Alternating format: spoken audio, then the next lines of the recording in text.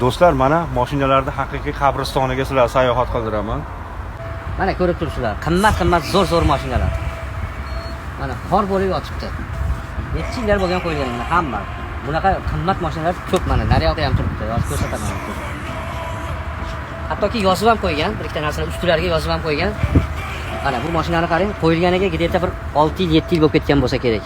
O't o'lanlardan kelib chiqayapman-da. Mana kimga kerak bo'lsa olib ketsin deb yozib ham qo'ygan ustiga. Qarang. Bu mashina unaqa juda ajablanarli narsa emas bu. Inson hayotidagi juda past o'rindagi narsa. Mana hozir qabristonimizni bu tomoniga o'tamiz. Mana shu mashinani ham juda ko'pchilikka orzu bo'lganda yaqinda ham olish. Rejissyorimizdan iltimos qilamiz, bu pastlarini ham ko'rsating. Qancha vaqtlar o'tib ketgan. Nafta chirib yotibdi. Mana bu yerga yozib ham qo'yibdi. Kimga kerak bo'lsa olib ketsin deb. Nimaga? Joy tanqis. Bu shunaqa narsa bu. Bitta oddiy mato bu. Bu insonning hayotini darajasini belgilab beradigan narsa emas bu. Bu bitta oddiy temir. Mana hatto ularni ko'mgani joy ham yo'q-da, qo'pol qilib aytgan.